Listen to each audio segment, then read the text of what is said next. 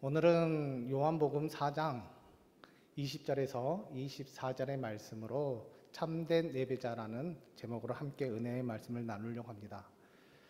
이 시간을 통해서 다시 한번 하나님의 그 사랑을 또 하나님의 음성을 들을 수 있는 귀한 시간이 되기를 간절히 소망합니다. 우리 성도 여러분들은 뜨거운 사랑을 해보신 적이 있으신가요? 님은 더 깊은 사랑을 하는데 라는 도종환님의 시를 한번 소개해 보겠습니다. 사랑을 하면서도 입 지는 소리에 마음이 더 쏠려라. 사랑을 하다가도 흩어지는 산 향기에 마음이 더 끌려라. 님은 더 깊이 사랑을 하는데 나는 석재새 소리에 마음이 더 끌려라. 사랑을 하다가도 사라지는 별똥 한 줄기에 마음이 더 쏠려라. 누구나 한 번쯤은 사랑을 해 보신 적이 있을 것입니다. 그래서 우리가 사랑을 하게 되면요, 상대방에게 집중하게 되어 있습니다. 그리고 눈을 열어 연인의 음성을 들어야 하고 눈을 통해 연인을 바라봐야 합니다. 마음을 열고 상대방의 마음을 담아야 하고 연인이 아는 다른 대상에게 눈과 귀, 마음을 빼앗기게 되면 A에 어긋난 것일 것입니다. 또한 상대방이 나를 더 사랑하기 전에 내가 먼저 많이 사랑해 주는 것이 바로 이런 것이 진정한 사랑이지 않나 싶습니다. 그렇다면 우리가 사랑하는 주님과의 관계를 생각해 보면서 몇 가지 질문을 한번 해보겠습니다. 주님을 사랑한다고 하면서 다른 것에 마음을 빼앗기신 적이 없으십니까? 주님을 사랑하다가도 다른 일에 더 열심을 내보신 적이 없으십니까? 주님을 사랑한다 하면서 잊고 살지는 않으셨습니까? 주님을 사랑한다고 말하면서 다른 곳에 한눈을 팔고 있지는 않으십니까? 우리 주님은 끝까지 저와 여러분들을 사랑하십니다. 그러기에 주님의 뜨거운 사랑에 일편단심으로 화답할 수 있는 우리 금옥교회 성도 여러분들이 되기를 간절히 소망합니다. 우리 함께 인사하면서 축복하겠습니다. 은혜 충만하시길 바라겠습니다.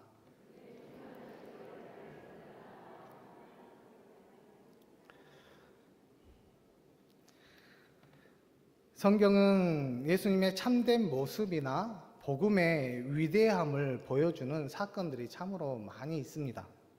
그 중에서 대표적인 것을 선택하라고 하면 오늘 본문의 말씀 요한복음 4장의 말씀을 들을 수 있습니다. 즉 수가성 우물가의 사마리아 여자와의 만남일 것입니다. 이 만남의 주인공은 예수님이시고 조연은 바로 사마리아 여인입니다. 이 만남을 통해서 예수님의 참된 모습이 무엇인지를 보여주셨으며 복음의 위대함을 말씀해 주셨습니다. 예수님의 참된 모습이나 복음의 위대함을 먼저 말하기 전에 사마리아 여인에게 불러지는 그 특징 세 가지를 한번 살펴보면 첫 번째, 여자였다라는 것입니다. 그런데 예수님 당시의 여자들은 숫자에도 포함되지 않을 만큼 무시를 당하는 존재였습니다. 그리고 두 번째는 그 여인이 바로 사마리아 사람이었다라는 것입니다. 그때 당시만 해도 사마리아 사람들은 이방인이었습니다. 즉 유대인들로부터 멸시를 당하는 민족이었다라는 것입니다. 그리고 세 번째로는 부도덕한 사람이었습니다.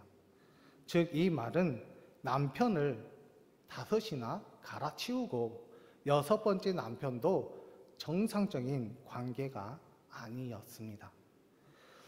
이 여인을 바라보는 유대인의 입장은 어떠했을까요? 한 가지를 가지고 있더라도 좋지 않은 모습이었을 것입니다. 그런데 무려 3가지 조건을 가지고 있는 여자이기에 쳐다보지도 않았을 뿐만 아니라 상종도 하지 않았습니다. 왜냐하면 불결하고 죄인이었기 때문이었습니다. 그런데 예수님께서 이 여자에게 말을 걸고 있습니다. 요한복음 4장 7절의 말씀인데요. 이렇게 나와 있습니다. 사마리아 여자 한 사람이 물을 기르러 왔음에 예수께서 물을 좀 달라 하시니, 예수님께서 사마리아 여자에게 물을 달라라고 지금 말씀하고 있습니다. 사마리아 여자에게 이 말을 걸었다라는 것이 무슨 의미일까요? 그것은 대화의 대상으로 지금 바라보고 계신다라는 것입니다. 이에 대하여 너무나도 당황한 이 여자의 반응을 보면 요한복음 4장 9절의 말씀인데요. 우리 같이 읽겠습니다. 시작.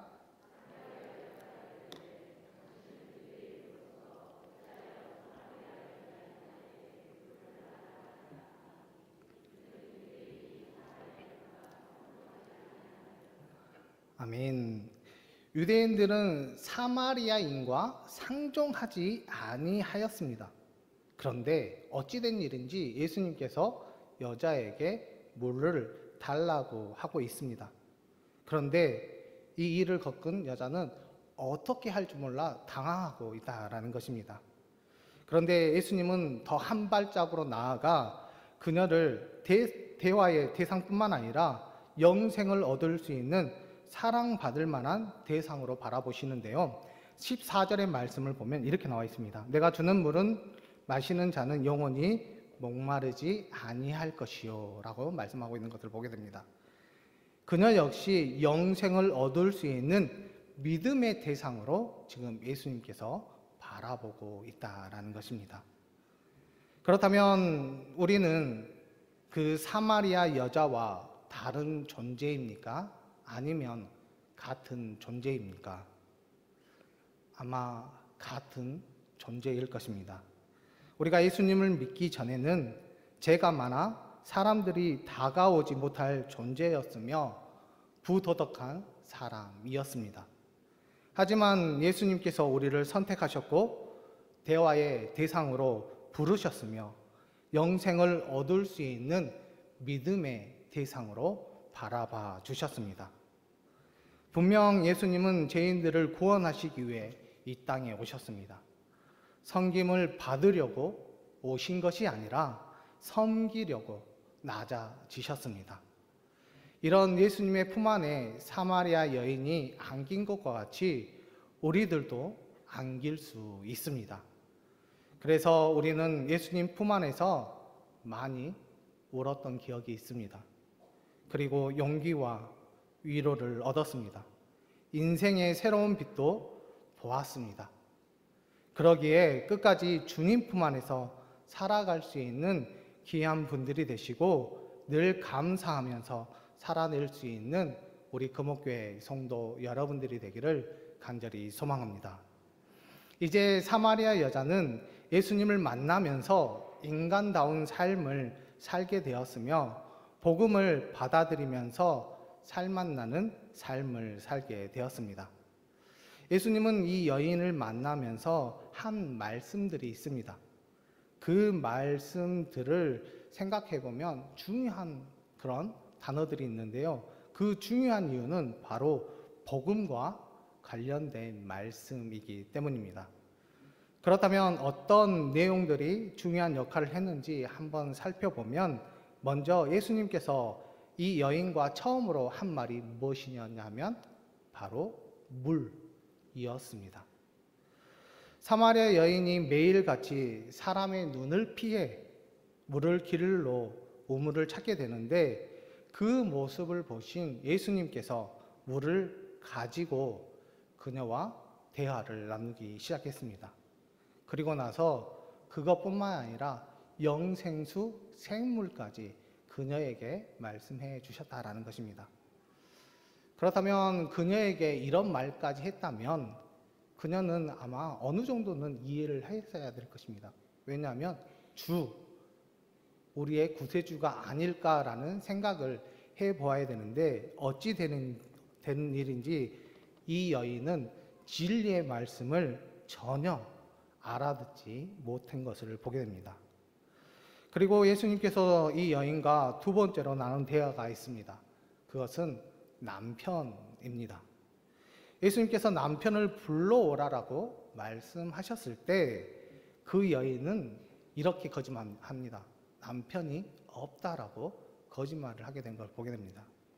그런데 이에 대하여 예수님께서 내 말이 참되도다라고 말씀을 하십니다. 그 이유는 남편 5이 있었던 것과 지금 남편도 정상적인 관계가 아님을 예수님께서 알고 있었기 때문에 남편이 없다라고 이야기해 주신 것입니다. 그리고 이 말씀 이후에 이 여인은 예수님을 여전히 주로 바라보지 못하고 단지 선지자 정도로밖에 생각하지 않은 것을 보게 됩니다. 그리고 마지막으로 대화 내용이 바로 예배입니다. 예수님을 선지자로 생각한 이 여인은 예배에 대한 주제를 먼저 끄집어냅니다. 그리고 이 여인은 이렇게 이야기합니다. 자신이 같이 있는 그 성지 산에서 예배를 해야 하는지 아니면 예루살렘에서 예배해야 하는지에 대해서 진지하게 물었을 때 예수님은 이 질문에 대해서 예배의 장소가 아닌 것 더 이상의 중요하지 않다라고 그녀에게 이야기합니다. 그 내용이 21절의 말씀인데요. 우리 21절의 말씀을 같이 읽겠습니다. 시작. 예수께서 이르시되 여자여 내 말을 믿으라. 이 산에서도 말고 예루살렘에서도 말고 너희가 아버지께 예배할 때가 이르리라. 아멘. 지금 예수님께서 장소가 아니라 때를 말씀하시는데요. 이것은 장소를 넘어서 예배할 때가 온다라는 것입니다.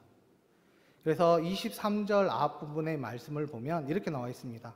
아버지께 참되게 예배하는 자들은 영과 진리로 예배할 때가 오나니 곧 이때라 라고 말씀하십니다.